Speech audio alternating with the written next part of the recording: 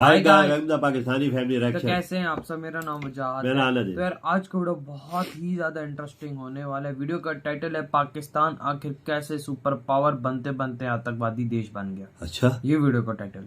देखते हुए यार वीडियो वॉच करेंगे तभी बिल्कुल पता चलेगा। बिल्कुल बिल्कुल बिल्कुल तो ओरिजिनल वीडियो का लिंक मिल जाएगा डिस्क्रिप्शन सेक्शन में। अभी तो देखते हैं कि भाई कैसे पाकिस्तान सुपर पावर, मतलब ये तो बात हजम नहीं हो रही, लेकिन काउंट ऑन करते हैं स्टार्ट। Failed state. डॉलर के मुकाबले पाकिस्तानी रुपया लगातार गिरता जा रहा है। Pakistan Premier once again called his country a beggar state. ये सब सुन के आपके दिमाग में सबसे पहले क्या आया? Of course, our problematic neighbor Pakistan, right? Pakistan जो आज billions and billions of dollars की डेट में डूबा हुआ है, जिसके लिए यूएस भी ये कहता है कि दुनिया के सबसे डेंजरस देशों में से एक है। पाकिस्तान एक ऐसा देश जो इतना पॉलिटिकली अनस्टेबल है कि आज तक उसका एक भी प्राइम मिनिस्टर अपना पूरा टर्म पूरा नहीं कर पाया है। एंड गरीबी यहाँ इतनी है कि पाकिस्तान के प्रधानमंत्री खुद ये कहते हैं कि जब भी हम किसी कंट्री से बात करने जाते हैं वो ये समझते हैं कि हम यहाँ पर भीख मांगने आ रहे हैं। और हम आज 75 साल बाद आज कशकोर लेके फिर रहे हैं। वेल फ्रेंड्स, ये पाकिस्तान की आज की स्थिति है जो देखकर बुरा तो लगता है, क्योंकि हमें अपने भाई जैसा ही फील होता है। हमारे बिछड़े हुए भाई है जो इस सिचुएशन में आ धमके हैं। लेकिन डू यू नो, एक टाइम ऐसा भी था जब यही देश सुपर पावर बनने की दौड़ में था। Yes, you heard that right. In fact US, central Asia, Arab countries, ये सब पाकिस्तान को सुपर पावर बनाने में उसका साथ दे रहे थे। कोऑपरेशन इतना हाई था। वेल, आप में से बहुत ही कम लोगों को पाकिस्तान के इस दौर के बारे में पता भी होगा। सुपर पावर बनने का सपना पाकिस्तान आजाद होते ही देखने लगा था, क्योंकि उसके लिए उसका सबसे बड़ा हथियार था रिलीजन। आजाद होते ही पाकिस्तान इस्लामिस्तान बनने के सपने देखने लगा था। बेसिकली प्लान बिल्कुल सिंपल था, दुनिया के सारे मुस्लिम देशों को एक एक करके इस्लामिस्तान बनाना, और इन इस्लामिस्तानों का सुल्तान होता पाकिस्तान खुद। अच्छा, ये बात ज्यादा लोगों को पता नहीं है, लेकिन 1947 में इंडिपेंडेंस के जस्ट बाद पाकिस्तान के टॉप रैंकिंग लीडर खालिद उज़्ज़मान ने पूरे मिडिल ईस्ट का दौरा भी किया इस्लामिस्तान के इस आइडिया का प्रचार करने के लिए। हालांकि एक ऐसा दौर था जहां पर मिडिल ईस्टर्न कंट्रीज अपने ही डोमेस्टिक इश्यूज में फंसी हुई थी और इसीलिए बात आगे नहीं बढ़ी। बट पाकिस्तान ने सो कॉल्ड इस्लामिक लीडर बनने का प्रयास फिर भी जारी। इस प्रयास में सबसे पहले तो उसने Organisation of Islamic Countries OIC की नींव की स्थापना की। ये वो ऑर्गेनाइजेशन है जो आज के तारीख में भी दुनिया की सबसे बड़ी और इन्फ्लुएंशियल कलेक्टिव है इस्लामिक कंट्रीज की। OIC के बाद पाकिस्तान का दूसरा सबसे बड़ा मूव था न्यूक्लियर वेपन्स पर अपना कब्जा जमाना। If we want to make advances in nuclear technology, Pakistan nuclear weapon को लेकर इतना उतावला था कि एक बार उनके प्राइम मिनिस्टर जुल्फिकार अली भुट्टो ने तो यह भी कह दिया था कि क्रिश्चियंस, ज्यूस और हिंदूस, ये तीनों सिविलाइजेशन के पास अपने अपने न्यूक्लियर वेपन्स आ गए। ऑब्वियसली इंसिनुएटिंग कि सारे सिविलाइजेशंस आगे बढ़ रहे हैं, पर सिर्फ एक इस्लामिक सिविलाइजेशन के पास अपनी न्यूक्लियर कैपेबिलिटी नहीं है। पर पाकिस्तान अपने इस मुहिम में तभी सक्सेसफुल हो पाता जब दूसरे कंट्रीज उसके इन्फ्लुएंस में आ जाते। और फिर क्या था, पाकिस्तान ने अपने आप को छोटे मुस्लिम देशों का सेल्फ प्रोक्लेम्ड सेवियर बना लिया। एंड इसीलिए तो इंडोनेशिया जैसे देश के इंडिपेंडेंस में पाकिस्तान का बहुत बड़ा हाथ था। और फ्रेंड्स, वैसे मैं ये तब की बात कर रहा हूं जब पाकिस्तान खुद भी एक इंडिपेंडेंट देश नहीं था। ऑल इंडिया मुस्लिम लीग के लीडर जिन्ना ने ब्रिटिश आर्मी में मुस्लिम सोल्जर्स को इंडोनेशिया जाकर अपने मुस्लिम ब्रदर्स को इंडिपेंडेंस दिलाने के लिए परसुएड किया। And you won't believe, but 600 से 800 मुस्लिम सोल्जर्स जिन्ना की बात मानकर ब्रिटिश आर्मी को धोखा देकर इंडोनेशिया चले गए आजादी की जंग में उसका साथ देने। अब इंडिपेंडेंट होने के बाद भी पाकिस्तान ने सोल्जर्स इंडोनेशिया भेजने का सिलसिला जारी रखा। एंड जब फाइनली इंडोनेशिया इंडिपेंडेंट हुआ तब पाकिस्तान ने देश भर में पब्लिक हॉलिडे को डिक्लेयर कर दिया। ऐसा इतिहास में लिटरली पहली बार हो रहा था कि एक देश के आजादी का जश्न कोई और देश मना रहा है। बट पाकिस्तान यहां पर भी नहीं रुका। पाकिस्तान ने तो Libya, Tunisia, Morocco, Algeria, Somalia, Eritrea जैसे दूसरे छोटे मुस्लिम देशों की इंडिपेंडेंस की भी बात UNSC में उठाई। लेकिन वो कहावत है ना, हाथी के दिखाने के दांत अलग और खाने के दांत कुछ अलग। बस पाकिस्तान का भी केस कुछ ऐसा ही था, क्योंकि पाकिस्तान का रिलीजियस सुप्रीमेसी पाने का असली डर्टी गेम तो कहीं और ही चल रहा है। It was in central Asia.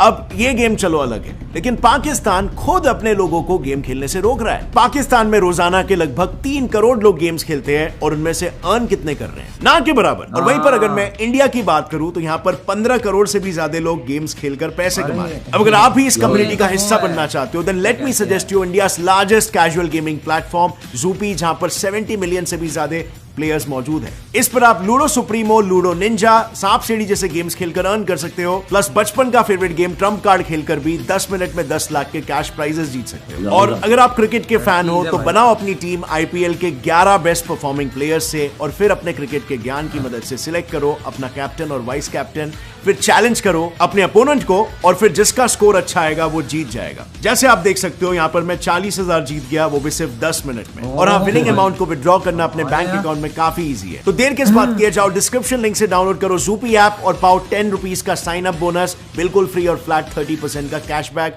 अपने फर्स्ट डिपॉजिट पर। और हाँ, अपने फ्रेंड्स को रेफर करने पर आपको मिलेगा 100 रुपीज का रेफरल अमाउंट। सो डाउनलोड करो ज़ूपी नाउ, खाली है तो खेल जा। And now let's jump back to the topic. जैसे मैं आपको बता रहा था, पाकिस्तान का रिलीजियस डर्टी गेम तो कहीं और चल रहा था, and it was central Asia. 1984 में पाकिस्तानी इंटेलिजेंस ने कुरान के 5000 कॉपीज को इलीगली यूएसएसआर के सदर्न बॉर्डर्स के थ्रू स्मगल किया था। इनफैक्ट नारकोटिक्स, वेपन्स और भी कई सारे इस्लामिक बुक्स भी यूएसएसआर बॉर्डर के अंदर पहुंचाए जा रहे थे। सो पिक्चर दिस, आज ऐसा क्यों है? कम्युनिस्ट यूएसएसआर के 15 में से 6 रिपब्लिक्स तो मुस्लिम मेजॉरिटी है। वेल, पाकिस्तान को यूएसएसआर को डिस्टेबलाइज करके इसी का एडवांटेज लेना था। अच्छा। और इसीलिए वो इन देशों में इस्लामिक रेडिकलिज्म को बढ़ाने की कोशिश कर रहा था।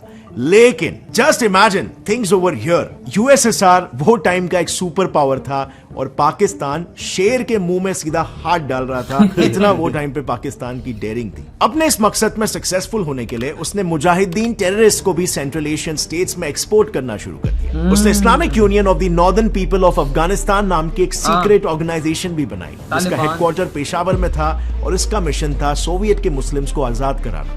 काइंड ऑफ लाइक जो वो कश्मीर के साथ करने की कोशिश कर रहे हैं आज की तारीख में। Even international movement of Uzbekistan IMU नाम की एक एक्सट्रीमिस्ट ऑर्गेनाइजेशन को पाकिस्तान अपना सपोर्ट देता था, सो दैट सेंट्रल एशिया में उसका इन्फ्लुएंस बना रहे। एंड 1991 में सोवियत के कोलैप्स के बाद भी पाकिस्तान ने इन देशों को डिप्लोमेसी और ट्रेड जैसी बड़ी चीजों से लेकर छोटी चीजों में भी ट्रेनिंग दी, जैसे कि banking, accountancy and even English language. Eventually Pakistan का इन पर इन्फ्लुएंस इतना ज्यादा हो गया कि ताजिकिस्तान के फॉरेन मिनिस्टर ने तो ये तक ओपनली कह दिया कि हम इंडियन मिलिट्री बेसिस को कभी अपने सॉइल पर अलाउ भी नहीं करेंगे। वेल, ये तो बात थी सेंट्रल एशिया, लेकिन यूएसए और अरेबियन सुपर पावर्स को भी पाकिस्तान ने अपने साइड में कर लिया।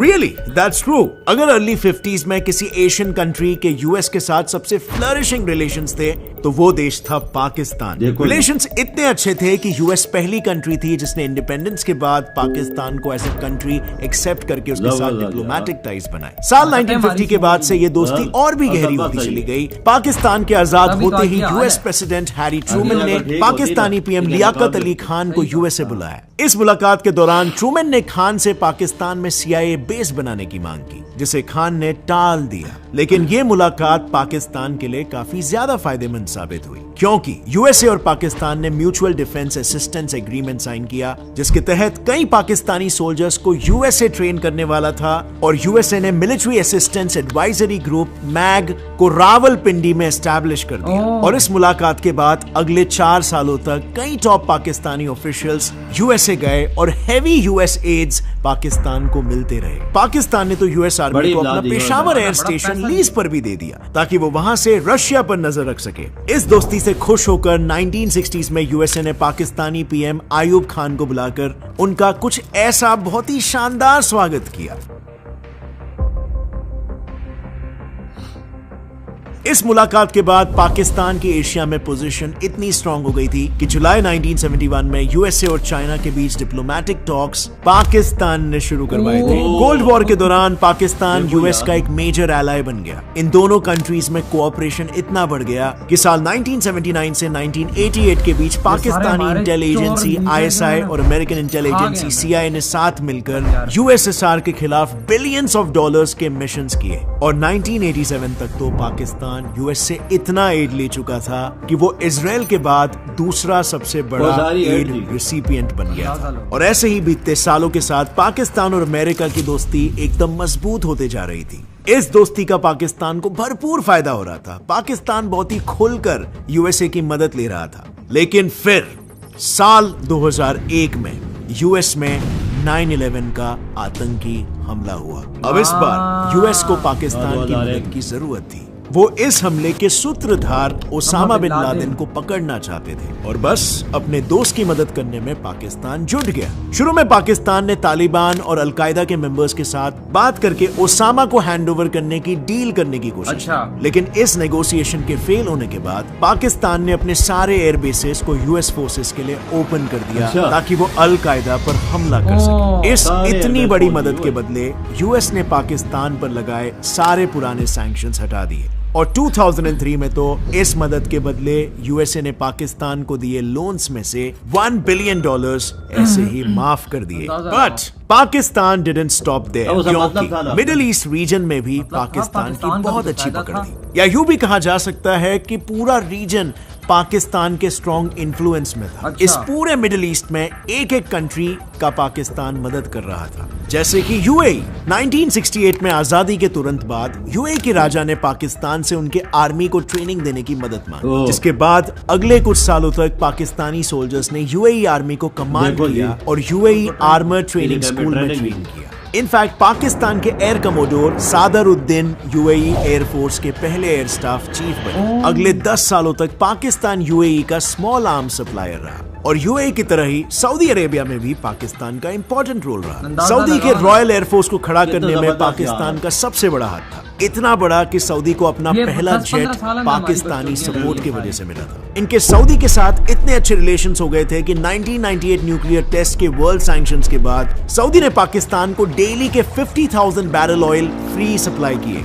इन कंट्रीज के अलावा कुवैत, कतार और बहरीन की मिलिट्री एस्टैब्लिश करने में भी पाकिस्तान का मेजर रोल था। एंड माइंड यू 1970s के अरब वॉर में भी पाकिस्तानी फोर्सेस का मेजर इन्वॉल्वमेंट था और इस वॉर में कहीं किसी कंट्री के लिए उनके सोल्जर्स टैंक चला रहे थे तो कहीं पर फाइटर जेट्स उड़ा रहे थे। Not just Arab war, middle east countries के बायलैटरल वॉर जैसे कि इराक कुवैत वॉर में भी पाकिस्तानी सोल्जर्स ने कुवैती टैंक बटालियन को चलाया था। Now friends, I totally agree and I know आपके लिए ये सारी चीजें न्यू रहेगी, बिकॉज आई एश्योर यू आप में से बहुत ही कम लोग जानते रहोगे कि पाकिस्तान इस लेवल पर जियोपॉलिटिकल इन्फ्लुएंस होल्ड कर रहा था एक टाइम पे। बट अब आता है मेजर सवाल कि पाकिस्तान के जब सारे तारे चमक रहे थे तो आखिर ऐसा क्या हुआ कि वो इतनी बुरी तरीके से फेल हो गया। वेल फ्रेंड्स, बात ये है ना, इतना अच्छा इन्फ्लुएंस होने के बावजूद भी पाकिस्तान इस इन्फ्लुएंस को बिल्कुल भी लेवरेज नहीं कर पाया।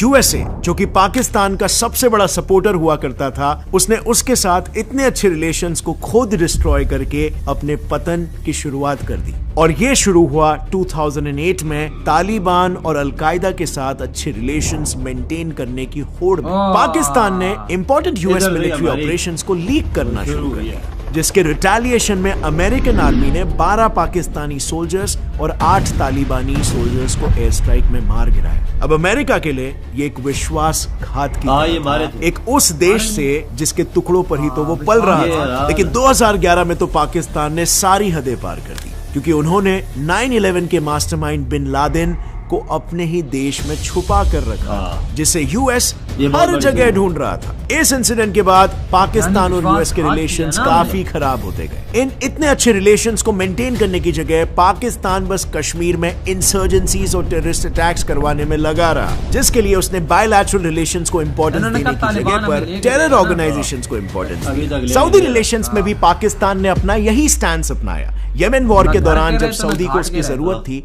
तब उसने हाथ खड़े कर दिए, लेकिन वही बात जब इंडिया में रेडिकलाइजेशन फैलाने की हो तब पाकिस्तान पीछे नहीं हटा। इसी वजह से अब सऊदी भी स्पेसिफिकली कश्मीर इशू पर पाकिस्तान के लगातार मदद मांगने के बावजूद भी पीछे हटा। पाकिस्तान को 2004 से अकेले यूएस से ही इतनी फॉरेन एड्स हासिल होने के बावजूद भी उनका जीडीपी लगातार 10 साल तक गिरता रहा। बट वहीं टेररिज्म 2004 से एक्सपोनेंशियली ग्रो हो रहा है। और इसीलिए फ्रेंड्स, आज के तारीख में हालत कुछ ऐसी हो गई है कि कल तक जो कंट्री सुपर पावर बनने के ख्वाब बुन रही थी, आज उसकी हालत ये हो गई है कि वो 3 टुकड़ों में बंटने की कगार पर आ गई है। पाकिस्तान ने जो फंडिंग्स एक्सट्रीमिस्ट और टेरर ऑर्गेनाइजेशंस को फंड करने के लिए लगाए, वही फंडिंग्स को अगर उसने इकोनॉमिक डेवलपमेंट में खर्च किया होता तो आज पाकिस्तान की डेफिनेटली कुछ अलग होती। लेकिन फ्रेंड्स, आज मामला तो ये हो गया है कि पाकिस्तान 3 टुकड़ों में बंट सकता है, और इसके बारे में मैंने एक वीडियो ऑलरेडी बनाया है जिसे आप यहाँ पर क्लिक करके देख सकते हो। बहुत ही इंटरेस्टिंग पर्सपेक्टिव से आपको समझ में आएगा कि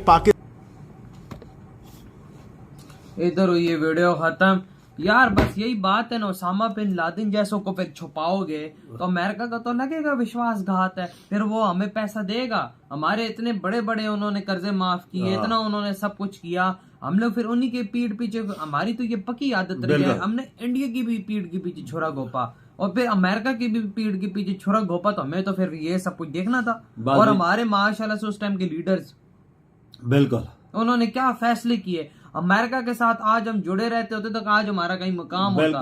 2000 बाबा 2000 तक हम लोग ठीक थे, 1995 तक ठीक थे। उसके बाद जो हमारे हालात हुए ना वो फिर बिगड़ते ही गए, मतलब उसके बाद चढ़ाव नहीं आया, उसके बाद चढ़ाव नहीं आया और आज ऐसी हालत हो गई है, मुल्क डिफॉल्ट कर चुका है, 3 टुकड़ों में बंटने वाला है। बिल्कुल। और उधर से सऊदी अरेबिया किसी के पास भी अगर कुछ मांगने जाओ कहते हैं भिखारी है साला। एक बात सुने, ये वीडियो हमने देखी है, इसमें सब कुछ बताया गया है। ये मांग मांग मांग के बंदा थक जाता है, देख देख के वो थक गए। वही ना, कश्मीर इन्होंने ना तालिबानों को पाला, हमारे लीडर्स ने खुद बोला कि हमने तालिबानों को पाला। अब अगर इन्होंने देखो, अगर ये चीजें ना करते ना, ये अगर ये चीजें इनको ना पालते, इन पे ये पैसा ना लगाते, कोई फैक्ट्रियां कोई कारखाने या मिले फैक्ट्रियां लगती, तो ये चीजें आज मुल्क हमारा कहाँ से कहाँ होता। हमने इस तरफ तवज्जो दी, इस तवज्जो से हटते ना, कुछ और किस और चीज पे तवज्जो देते तो तब बात होने, जब यूएसए सबसे ज्यादा एड दे रहा था उसी टाइम हमारी जीडीपी गिर रही थी, उसी टाइम ये लोग तालिबानों को सपोर्ट दिखाते, सारा पैसा उधर जा रहा था ना। यूएसए कहता है साला हम लोग तुमको पैसा दे, वही पैसा तुम तालिबान को हमारे इस्लाम में यूज करते हो। ओसामा बिन लादेन मारा गया पाकिस्तान के अंदर से। वही ये तो सारी दुनिया को पता है ना भैया, सारी दुनिया को, खल्के खुदाई को पता है कि इधर एबटाबाद में छुपा हुआ था, इन्होंने छुपा के रखा हुआ था। फिर किधर से ऐड कोई देता है, कोई ऐड किधर देता है, वो आपसे ऐड करेगा।